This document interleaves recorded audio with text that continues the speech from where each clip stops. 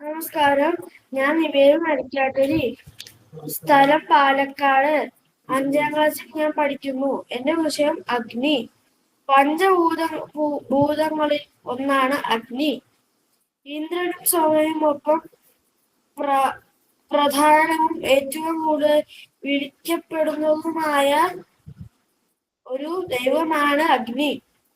അഗ്നി ദേവതകളുടെ വായായി കണക്കാക്കപ്പെടുന്നു. ഭൂമിയിൽ അഗ്നി, അന്തരീക്ഷത്തിൽ മിന്നൽ, ആകാശത്ത് സൂര്യൻ എന്നിങ്ങനെ 3 തരങ്ങളിൽ അഗ്നി നിലനിൽക്കുന്നു. വൈദിക ആചാരങ്ങളിൽ അഗ്നി ഉൾപ്പെടുന്നു. ജനനം, പ്രാർത്ഥനകൾ, വിവാഹങ്ങൾ, മരണസമയത്ത് തുടങ്ങി നിരവധി ആചാരാനുഷ്ഠാനങ്ങളുടെ ഭാഗമാണ് അഗ്നി. അഗ്നിയാണ് ചിതയിൽ നിന്ന് മരിച്ചവരുടെ ആത്മാവിനെ അടുത്ത ലോകത്തിലോ ജീവിതത്തിലോ പുനർജീവിക്കാൻ അറിയിക്കുന്നത്. ക്ഷേത്ര വാസ്തുവിദ്യയിൽ അഗ്നി പ്രാധാന്യം അർഹിക്കുന്നു. സാധാരണയായി ഒരു ഹിന്ദു ക്ഷേത്രത്തിന്റെ തെക്ക് കിഴക്ക് മൂലയിലാണ് ഇത് കാണപ്പെടുന്നത്. ഇത്രയുമാണ് അഗ്നിയെ പറ്റി എനിക്ക് പറയാനുള്ളത്. നന്ദി, നമസ്കാരം.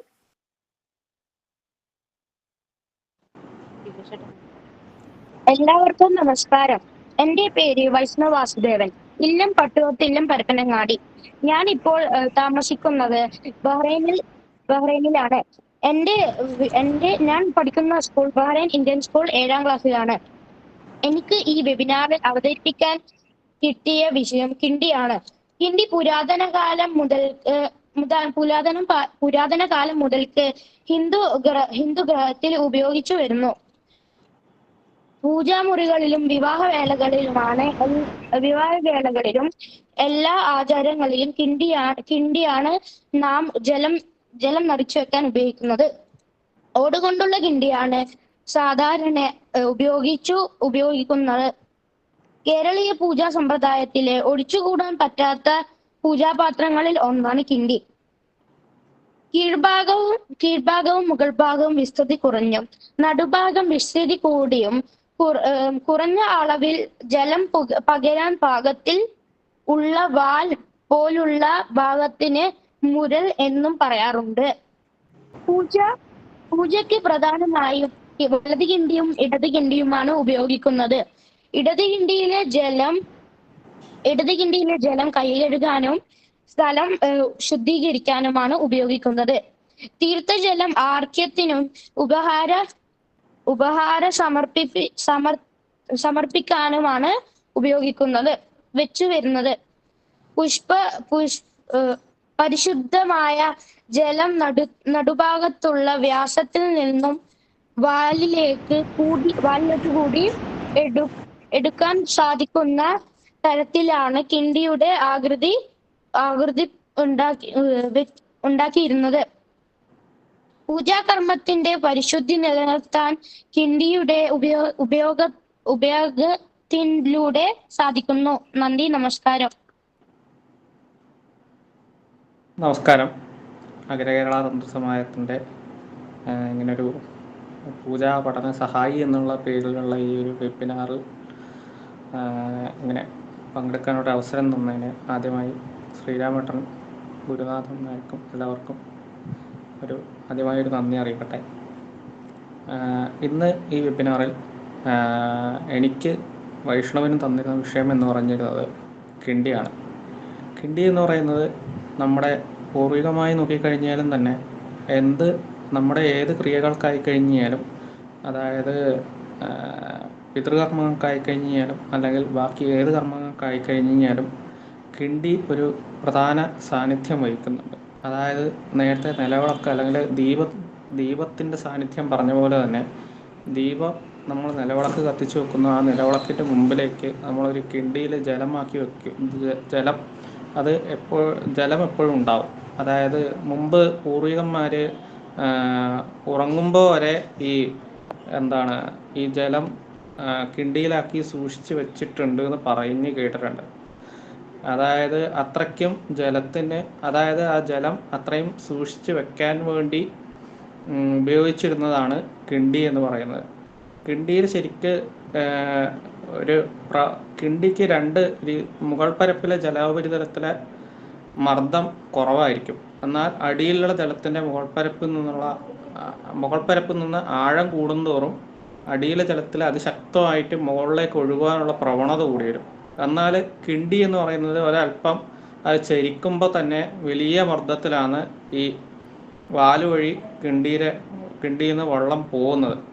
പിന്നെ ഈ മറ്റ് ഉദ്ധരണി ഉണ്ടായിക്കഴിഞ്ഞാലും ബാക്കി കരണ്ടി ഉണ്ടായിക്കഴിഞ്ഞാലും ബാക്കി എന്തായിക്കഴിഞ്ഞാലും ഈ നമ്മളിപ്പോൾ കോരി എടുക്കുമ്പോഴായിക്കഴിഞ്ഞാലും എന്തായിക്കഴിഞ്ഞാലും അടിയിലെത്തതാണെങ്കിലും തന്നെ മുകളിലേക്ക് ഈ ജലത്തിലൂടെ ഉയർത്തി കൊണ്ടുവരുമ്പോൾ, അതായത് ഈ മുകളിലത്തെ ജലവും താഴത്തെ ജലവും കൂടെ അതും കൂടെ ഒരുമിച്ചിട്ടാണ് ആ മുകളിലേക്ക് വരുന്നത്.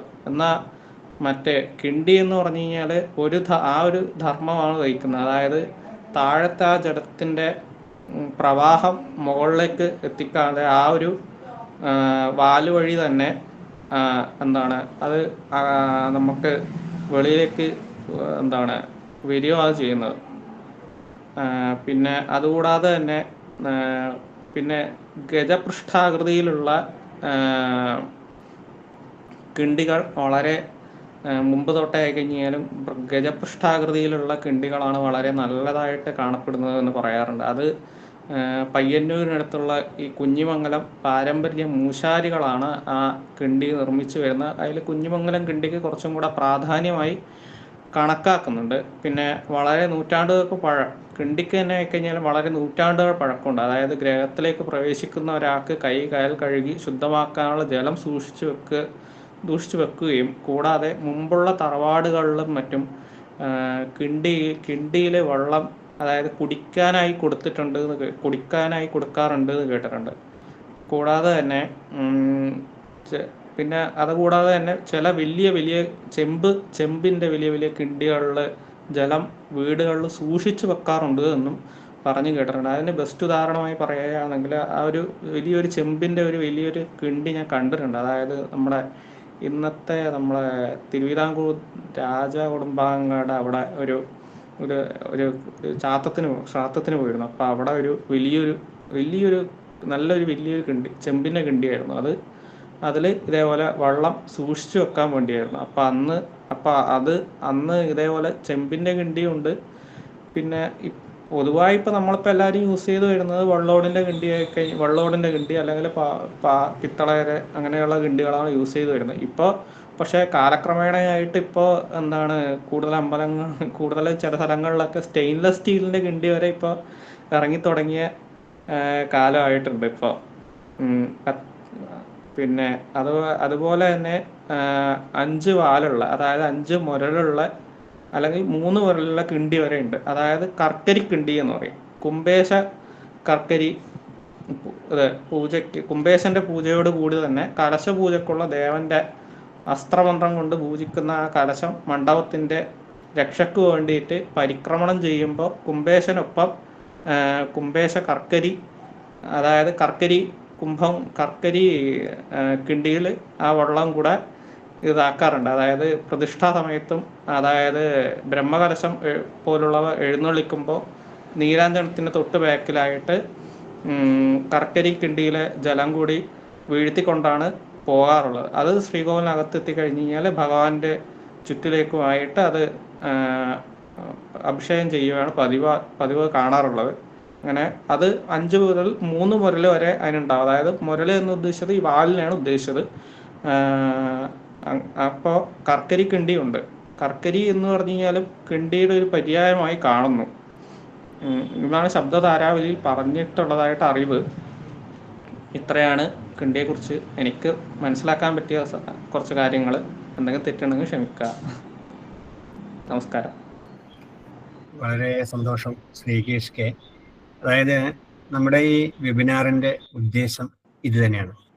അതായത് 1-2 കാര്യങ്ങളാണ് പ്രധാനമായിട്ട്. ഇപ്പോൾ ഞാൻ പോലും ഈ പൂജ ഞാൻ വളരെ മുമ്പ് പഠിക്കുകയും ഒക്കെ ചെയ്തിട്ടുണ്ടെങ്കിലും ഈ നമ്മളെ ഈ രീതിയിലൊരു ഓൺലൈൻ പ്ലാറ്റ്ഫോമിൽ നമ്മുടെ ഈ ചർച്ചയും ചിന്തയും തുടങ്ങിയപ്പോഴാണ് എനിക്കും തോന്നി, എന്തിനാ ഈ കിണ്ടി മാത്രമല്ല, ഇങ്ങനെ ഓരോ കാര്യങ്ങളും ഡീപ്പായിട്ട് നമുക്ക് ചിന്തിക്കാൻ ഒരു അവസരം വരുമ്പോഴേ നമ്മൾ എന്ത് ചെയ്യുന്നുള്ളൂ, അതിനെക്കുറിച്ച് ചിന്തിക്കുന്നുള്ളൂ എന്നുള്ളത് ഒരു വാസ്തവമാണ്.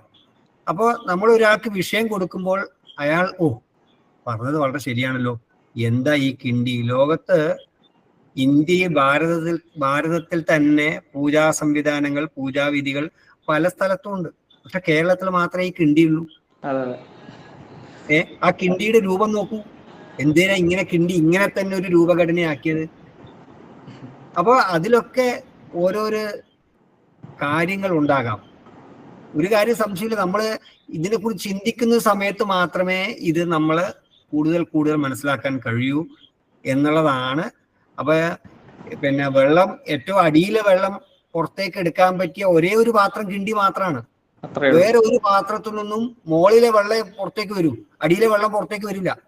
ഏറ്റവും അടിയിലുള്ള വെള്ളം പുറത്തേക്ക് വരുന്ന ഒരു പാത്രം കിണ്ടി മാത്രമാണ്. ഈ കിണ്ടി കേരള പൂജാ സംവിധാനത്തിലും കേരള ഗൃഹങ്ങളിലും മാത്രമേ ഉള്ളൂ. അപ്പൊ ഇനിയും കൂടുതൽ എനിക്ക് വന്ന് കിണ്ടിയെ കുറിച്ച് പറയേണ്ടി വരും, പറയാനുണ്ടാവും എന്നാണ്. അപ്പൊ ഈ വെബിനാറിന്റെ ഉദ്ദേശം ഇത് തന്നെയാണ്. ഓരോരുത്തർക്കും ഒരു വിഷയം കൊടുക്കുമ്പോൾ ആ വിഷയത്തെ കുറിച്ചെങ്കിലും ഓരോരുത്തരും പഠിക്കാൻ ശ്രമിക്കുന്നു. രണ്ടാമത്തെ കാര്യം എന്താണെന്ന് വെച്ചാൽ, നമ്മൾ ഒരു വിഷയത്തെക്കുറിച്ച് പറയാനുള്ള ഒരു പാഠവം നേടിയെടുക്കുക എന്നതും കൂടി നമ്മുടെ ഈ ഓൺലൈൻ പ്ലാറ്റ്ഫോമിലൂടെ ഒരുപാട് കുട്ടികളെ ഇതിലേക്ക് സംസാരിക്കാനുള്ള കഴിവിലേക്ക് ഉയർത്തിക്കൊണ്ടുവരാൻ കഴിഞ്ഞിട്ടുണ്ട് എന്നത് ഒരു സത്യമാണ്. ഒരുപാട് വളരെ ഭംഗിയായിട്ട് നിങ്ങൾ 3, 4, 5 ബാച്ചിന്റെ ഒക്കെ വെബിനാർ മുഴുവൻ കേട്ടിട്ടുണ്ടെങ്കിൽ അതിൽ വളരെ ഭംഗിയായിട്ട് വിഷയം അവതരിപ്പിച്ച കുറെ കുട്ടികൾ ഈ അവസരത്തിലേക്ക് ഓർമ്മ, അങ്ങനെ കുറെ കുട്ടികളുണ്ട്. അപ്പൊ നമ്മുടെ ഉദ്ദേശം ഇതാണ്, നമ്മളെ വിഷയത്തെക്കുറിച്ച് പഠിച്ച് നന്നായിട്ട് സംസാരിക്കാനുള്ള കഴിവും കൂടി നേടിയെടുക്കണം. അപ്പൊ അതുകൊണ്ട് ഇനിയും വരുന്ന 1-2 മാസങ്ങളുടെ ഇടവേളകളിൽ വെബിനാറുകൾ സംഘടിക്കുമ്പോൾ ഇപ്പോഴെങ്ങനെയാണോ അവതരിപ്പിച്ചത് അതിനേക്കാൾ നന്നായിട്ട് വിഷയങ്ങൾ അവതരിപ്പിക്കാനും അതിനെ പഠിച്ച് ആ ആശയം മുന്നോട്ട് വെക്കാനും നമുക്ക് കഴിയാം. സന്തോഷം. എന്റെ പേര് അനന്ത് നീലകണ്ഠൻ. എന്റെ ഇല്ലം നരിക്കാട്ടിരി. പാലക്കാട് ജില്ലയിലെ വെള്ളിനേഴിക്ക് അടുത്താണ് എന്റെ ഇല്ലം. എനിക്ക് കിട്ടിയ വിഷയം മാനസപൂജയാണ്. മാനസപൂജ പഞ്ചഭൂതങ്ങളെ കൊണ്ട് ചെയ്യുന്ന ഒരു ഉപാസന ക്രമമാണ് മാനസപൂജ. ഏതൊരു ശരീരവും നിർമ്മിച്ചിരിക്കുന്നത് പഞ്ചഭൂതങ്ങളെ കൊണ്ടാണ്. ശരീരത്തിന്റെ പല പല ഭാഗങ്ങളിലായി പഞ്ചഭൂതങ്ങൾ സ്ഥിതി ചെയ്യുന്നു. ചലനമില്ലാതെ കിടക്കുന്ന ഏതൊരു വസ്തുവും ദുഷിച്ചു പോകാൻ സാധ്യതയുണ്ട്. അതിനാൽ ചലനമറ്റു കിടക്കുന്ന പഞ്ചഭൂതങ്ങളെ ക്രയവിക്രയത്തിലൂടെ ചലിപ്പിച്ച് ഉദ്ദീപിപ്പിച്ച് ശാക്തീകരിക്കുകയാണ് മാനസപൂജയിലൂടെ ചെയ്യുന്നത്. പഞ്ചഭൂതങ്ങളുടെ രസങ്ങളെയാണ് ഇങ്ങനെ വ്യവഹാരം ചെയ്യപ്പെടുന്നത്. പഞ്ചഭൂതങ്ങളുടെ സൃഷ്ടിക്രമത്തിൽ ആകാശം, അതിൽ നിന്ന് വായു, ഇവയിൽ നിന്ന് അഗ്നി, ഇവകളിൽ നിന്ന് ജലം, ഇവയെല്ലാം ചേർന്ന് പൃഥ്വി, ഇങ്ങനെയാണ് വരുന്നത്. ആകാശത്തിന്റെ ഗുണം ശബ്ദം, ഇന്ദ്രിയം ചെവി. വായുവിന്റെ ഗുണം സ്പർശം, ഇന്ദ്രിയം ത്വക്ക്.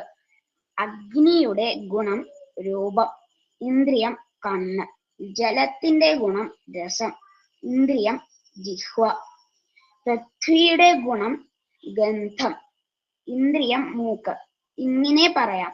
മാനസപൂജ ദേവങ്ങളും അവനവനും എന്ന രീതിയിൽ 2 തരത്തിലാണ് ചെയ്യുന്നത്. 2 തരത്തിലുള്ള മാനസപൂജയിലും ഒരേ തരത്തിലുള്ള ക്രിയയാണ് നടക്കുന്നത്. ഉപാസന ക്രമത്തിനെ കുറിച്ച് പറയുകയാണെങ്കിൽ, സൃഷ്ടിക്രമത്തിലോ, അതായത് ആകാശം, വായു, അഗ്നി, ജലം, പൃഥ്വി, സംഹാരക്രമത്തിലോ, അതായത് പൃഥ്വി, ജലം, അഗ്നി, വായു, ആകാശം എന്ന ക്രമം അല്ല, സ്ഥിതിക്രമത്തിലാണ് ഉപാസിക്കുന്നത്. അതായത് ജലം, പൃഥ്വി, ആകാശം, വായു, അഗ്നി എന്ന ക്രമം. ഓരോന്നിനും ഓരോ ബീജാക്ഷരവും ഉണ്ട്. അവ യഥാക്രമം വം, ലം, ഹം, യം, രം. ഇനി ദേവങ്കിലേക്കുള്ള മാനസപൂജ ഒന്ന് ഞാൻ ചെയ്യാം. മോതിരവിരലിന്റെ മുകളിൽ കൂടി മുകളിലേക്ക് തള്ളവിരൽ കൊണ്ട് ചലിപ്പിച്ച് ദേവന്റെ വായുടെ അടുത്തേക്ക് കൊണ്ടുപോയി വം അപാത്മന ജലം കൽപ്പയാമി എന്ന് ജപിക്കുക. അടുത്തത് ചെറുവിരലിന്റെ മുകളിൽ കൂടി തള്ളവിരൽ മുകളിലേക്ക് കൊണ്ടുപോയി ദേവന്റെ മൂക്കിന്റെ അടുത്തേക്ക് കൊണ്ടുപോയി ലം പൃഥിവി ആത്മന ഗന്ധം കൽപ്പയാമി എന്ന മന്ത്രം ജപിക്കുക. അടുത്തത് തള്ളവിരലിന്റെ മുകളിൽ കൂടി ചൂണ്ടുവിരൽ മുകളിലേക്ക് നീക്കിക്കൊണ്ട് ദേവന്റെ ചെവിയുടെ അടുത്തേക്ക് കൊണ്ടുപോയി ഹം ആകാശാത്മന പുഷ്പം കൽപ്പയാമി എന്ന് ജപിക്കുക. ചൂണ്ടുവിരലിന്റെ മുകളിൽ കൂടി തള്ളവിരൽ മുകളിലേക്ക് നീക്കിക്കൊണ്ട് ദേവന്റെ നാഭിയുടെ അടുത്തേക്ക് കൊണ്ടുപോയി ഓം യം വായു ആത്മന ധൂപം കൽപ്പയാമി എന്ന് ജപിക്കുക.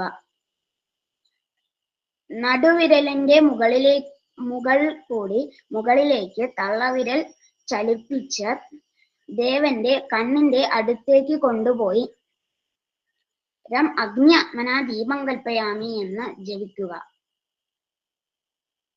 വീണ്ടും മോതിരവിരലിന്റെ മുകളിൽ കൂടി തള്ളവിരൽ കൊണ്ടുപോയി ദേവന്റെ വായുടെ അടുത്തേക്ക് കൊണ്ടുപോയി ഓം ത്വം അമൃതാത്മന നിവേദ്യം കൽപ്പയാമി എന്ന് ജപിക്കുക. അവസാനം സുരഭിമുദ്ര കാണിച്ച് മന്ത്രം ജപിക്കുക. ഓം ത്വം അമൃതേ അമൃതാനനെ അമൃതോത്ഭവേ അമൃതവരിഷിണി അമൃതം ശ്രാവയ ശ്രാവയ. ആദ്യത്തെ വം അപാത്മന ജലം കൽപ്പയാമി എന്ന് നമുക്കിത് ക്ഷേത്രങ്ങളിലും മറ്റു പൂജകളിലും കാണാം. ധൂപത്തിൽ നിന്നുണ്ടാകുന്ന സുഗന്ധധൂമം ദേവതകളെയും ദേവന്മാരെയും ആനന്ദിപ്പിക്കുകയും പരിസരത്തെ ശുദ്ധീകരിക്കുകയും ചെയ്യുന്നു. ധൂപം എന്നാൽ വായുവിന്റെ ഒരു പ്രതീകമാണ് ധൂപം. എന്തെന്നാൽ വായു നമുക്ക് എത്രത്തോളം ആവശ്യമാണ്, അതുപോലെ തന്നെ പൂജയിൽ നമുക്ക് ധൂപം അതുപോലെ ആവശ്യമാണ്. ധൂപത്തെ കുറിച്ച് എനിക്ക് ഓർമ്മ വരുന്ന 2 പൂജകളാണ്. ഒന്ന് ജലാന്തം പൂജയും വിഷ്ണു പൂജയിലെ ജലാന്ത പൂജയും പിന്നെ ദീപാരാധനയും. അതിൽ ജലാന്തം പൂജയിൽ ജലഗന്ധ പുഷ്പ ധൂപ ദീപത്തിൽ ധൂപം ഒരു പങ്ക് വഹിക്കുന്നുണ്ട്. ആയതിനാൽ നമ്മൾക്ക് ധൂപം പൂജകളിൽ ഒരു വലിയ പങ്ക് വഹിക്കുന്നു. ധൂപത്തിൽ ആദ്യം നമ്മൾ ധൂപക്കോലിൽ ഭസ്മമോ എണ്ണയോ കർപ്പൂരം കത്തിക്കുന്നതിന് മുമ്പേ ഭസ്മമോ എണ്ണ തേക്കുന്നതിന് ഉദ്ദേശം എന്തെന്ന് വെച്ചാൽ ധൂപത്തിൽ ചൂട് കയറി കരിവറ്റാതിരിക്കാൻ വേണ്ടിയിട്ടാണ് നമ്മൾ അത് അങ്ങനെ ചെയ്യുന്നത്. ധൂപത്തിന്റെ സുഗന്ധം ആത്മീയതയ്ക്കും പ്രാധാന്യം നൽകുന്നു. എൻ്റെ പേര് ദേവതേജ്. ഞാൻ 8ാം ക്ലാസ്സിൽ ശോഭ ഹയർ സെക്കൻഡറി സ്കൂളിൽ പഠിക്കുന്നു. എൻ്റെ ഇല്ലം പയ്യന്നൂർ കോറോത്ത് മുണ്ടിയിലാണ്. അതേപോലെ തന്നെ എൻ്റെ പേര് ഹരിഗോവിന്ദ്. സ്ഥലം വയനാട് പുതിയില്ലം. ഇപ്പം താമസിക്കുന്നത് പാലക്കാടാണ്. അത്യാവശ്യം പരികർമ്മ പൂജയിലായിട്ട് പോകണം. അപ്പോൾ നമ്മളെ വിഷയം എന്ന് പറഞ്ഞു കഴിഞ്ഞാൽ ധൂപത്തെ കുറിച്ചാണ്. ധൂപം എന്ന് പറഞ്ഞാൽ നമുക്ക് ഈ താന്ത്രിക പൂജകളെല്ലാം പ്രധാനമായിട്ട് ഉപയോഗിക്കുന്ന ഒന്നാണ് ധൂപം. അത് ഈ പഞ്ചഭൂതങ്ങളിലെ ഏറ്റവും പ്രധാനപ്പെട്ട ഒന്നാണ് ധൂപം എന്ന് പറയുന്നത്. ഇത് വായുവിന്റെ ഒരു പ്രതീകമായിട്ടാണ് ധൂപത്തെ നമ്മൾ സങ്കല്പിക്കുന്നത്. ബീജാക്ഷരം എം എന്നാണ്. അപ്പോൾ നമ്മൾ സാധാരണ പൂജയിൽ ജലാർജനം മണികൊട്ടി പൂജിക്കാന്ന് പറയും. അതിൽ ധൂപത്തിന് പ്രാധാന്യം കൽപ്പിച്ചിട്ടുണ്ട്. ധൂപത്തിനും ദീപത്തിനും മാത്രമാണ് നമ്മൾ മണികൂട്ടി പൂജിക്കുക. ഈ ധൂപം നമ്മൾ സ്പർശനം ഇല്ലാത്തത് കൊണ്ട് അതിന് വേണ്ടിയിട്ടും കൂടിയാണ് മണികൂട്ടി പൂജിക്കുക എന്ന് പറയും. പുക അതിൽ ധൂപത്തിന്റെ കൂട്ട് ശരിക്കും ഓരോരോ ദേവനും ഓരോരോ ധൂപക്കൂട്ട് ഉണ്ടെന്ന് പറയും. നമ്മള് പീഠപൂജയ്ക്ക് ഓരോ മന്ത്രം വ്യത്യാസം വരുന്ന പോലെ ഈ ധൂപത്തിനും വ്യത്യാസം ഉണ്ടെന്ന് പറയും. കുറച്ച് അറിവുള്ള ആൾക്കാരെല്ലാം കനലില് നെയ്യ് കൊണ്ട് കുഴയ്ക്കുന്നെല്ലാം കാണാം. അതേപോലെ തന്നെ ഒരു ചെറിയൊരു കഥയും കൂടി ഉണ്ട് ഈ മണീന്റെ. അത് ഓരോ ഇതാണ് കേട്ടോ, ഓരോരുത്തർക്ക് ഓരോ ഇതാണ്, കേട്ടതാണ്. നമ്മളെ ബ്രഹ്മം ദക്ഷന്റെ രൂപത്തിൽ വന്നൂന്നും വികൃത രൂപയായി വന്നൂന്നും ഇന്ദ്രൻ ഈ വായുദേവനെയും അഗ്നിദേവനെയും ധാരാളം നോക്കാൻ വേണ്ടി അയക്കുന്നത്. ഇതിനെ ആരാന്നെന്ന് അറിയാൻ വേണ്ടിയിട്ട് അവരെ അയക്കുകയാണ്. അപ്പോ ഈ വികൃത രൂപനായ ഈ ഇതിൽ നിന്ന് പറയാണ്, നിങ്ങൾ ആരാണ് ചോദിക്കുകയാണ് വായുദേവൻ അഗ്നിദേവൻ. അപ്പോ എന്നെ അറിയണമെന്നെങ്കിൽ ഞാൻ പുൽത്തകിട് ഇട്ട് തരും, അത് നിങ്ങൾ നശിപ്പിക്കണം. അങ്ങനെ വായുദേവനും അഗ്നിദേവനോട് കുറെ ശ്രമിക്കും, നടക്കില്ല. അപ്പൊ ഇന്ദ്രനോട് ചെന്നിട്ട് പറയും, നമുക്ക് ഇത് ആരാന്ന് മനസ്സിലാക്കാൻ പറ്റുന്നില്ല. അപ്പോ ഒരു ഉമാദേവി എന്ന് പറഞ്ഞ ഒരു ദേവി എന്ന പ്രകൃതി നിലം പറയും, പ്രത്യക്ഷപ്പെടുക പറയാന്ന്, എന്നെ നിങ്ങൾക്ക് മനസ്സിലാക്കാൻ പറ്റില്ല, ജ്ഞാനം കൊണ്ട് മാത്രമേ മനസ്സിലാക്കാൻ പറ്റുള്ളൂ, ഞാൻ ബ്രഹ്മമാണ്. അപ്പൊ ഈ അഗ്നിദേവനും ഈ വായുദേവനും ഇവിടേക്ക് ഈ ബ്രഹ്മത്തിനടുത്ത് ഈ പരീക്ഷണത്തിൽ വരാൻ പറ്റുന്ന ഇവർക്കുണ്ടത് മാത്രമാണ്. അതുകൊണ്ട് തന്നെ ഈ മണി കൊട്ടുമ്പോൾ ഇതിനൊരു പ്രാധാന്യം ഉണ്ടെന്ന് പറയുന്നു. ധൂപം ദീപം മണി കൊട്ടിക്കൊല്ലി ധൂപത്തിനൊരു പ്രാധാന്യമായിട്ട് ഈ പഞ്ചഭൂതങ്ങളിൽ വായുവായിട്ട് സങ്കല്പിച്ച് പോലും